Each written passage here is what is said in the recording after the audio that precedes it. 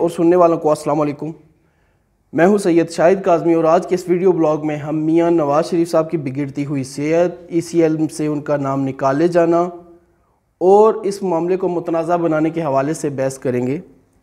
आपने देखा होगा कि कल रात से मीटिंग्स जारी हैं, काबीना की ज़ेली कमेटी की मीटिंग्स जारी हैं कि मियां नवाज शरीफ का नाम ECL से निकाला जाए या ना निकाला जाए और उसके निकालने का क्या तरीक़ाकार इख्तियार किया जाए। इस पूरे मामले को नहायत मुतनाज़ा बना दिया गया है।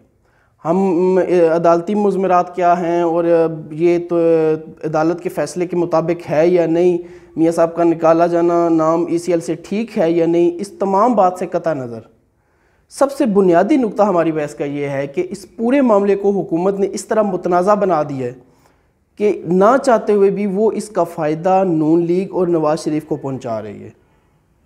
आप देखिए कि नवाज़ शरीफ की बिगड़ती हुई सेहत के हवाले से ख़ुद वज़ीर-ए-आज़म पाकिस्तान काबीना में ये कह रहे हैं कि मैंने ख़ुद तस्दीक करवाई है, मियां नवाज़ शरीफ साहब की तबीयत सख्त ख़राब है। इस बात में कोई दो राय नहीं कि इंसानी जान की, इंसान की सेहत की कोई गारंटी नहीं दी जा सकती, लेकिन यहाँ ये अमर भी काबिल ज़िक्र है कि मौजूदा हालात को हुकूमत वक्त ने जिस तरह मुतनाज़ा बना दिया है, इन हालात में ज़िम्मेदारी यकीनन हुकूमत पे आएगी। इसके अलावा वज़रा मुशीरान के बयानात जो इस मामले को दिन ब दिन मुतनाज़ा बनाते जा रहे हैं और ज़ेली कमेटी के इजलास के बाद की सूरत हाल के उसमें छोटी बॉन्ड की जो एक कदगन लगाई जा रही है और नून लीग उससे इनकार कर रही है। नून लीग का बयानिया ये है कि जब अदालत में ज़मानती मचलके जमा करवाए जा चुके हैं तो फिर इन छोटी बॉन्ड्स की ज़रूरत बाकी नहीं रहती और हुकूमत इस बात पर मुसर कि वो कोई गारंटी दें, नून लीग गारंटी दे, शहबाज शरीफ गारंटी दें कि नवाज़ शरीफ वतन वापस आएंगे।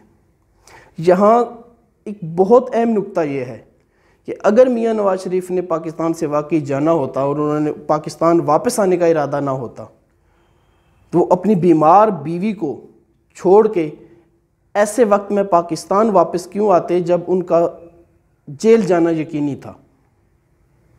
क्या ये एक नुक्ता जहन में रखते हुए ECL मामले को आसानी से हैंडल नहीं किया जा सकता था?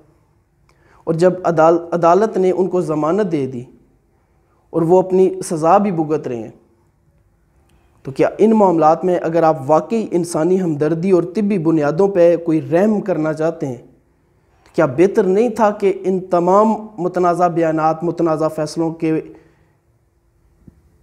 पस मंज़र को एक तरफ रख के और सादगी से सिर्फ ECL से उनका नाम निकाल दिया जाता? अगर वो पाकिस्तान वापस ना आते तो हुकूमत वक्त के पास और बहुत से ऑप्शंस हैं जो वो इस्तेमाल कर सकती थी। हुकूमत इस वक्त सिर्फ एक लाइन पे अगर सोचे कि वो मामलात को जितना कम मुतनाज़ा बनाएगी उतना उसके अपने हक़ में भी बेहतर है और आवाम में हुकूमत का सियासी कद काठ भी बढ़ सकता है। वरना मौजूदा हालात में अगर नवाज़ शरीफ ने करप्शन की भी है, हमदर्दी का आवाम की हमदर्दी मुकम्मल तौर पे उनकी तरफ डाइवर्ट हो रही है। मामला जिस तरह हुकूमत वक्त गलत तौर पे हैंडल कर रही है, इस गलत हैंडल करने की वजह से नवाज़ शरीफ आवाम में अपना सियासी कद बढ़ाते जा रहे हैं, उनकी मकबूलियत में इजाफ़ा होता जा रहा है।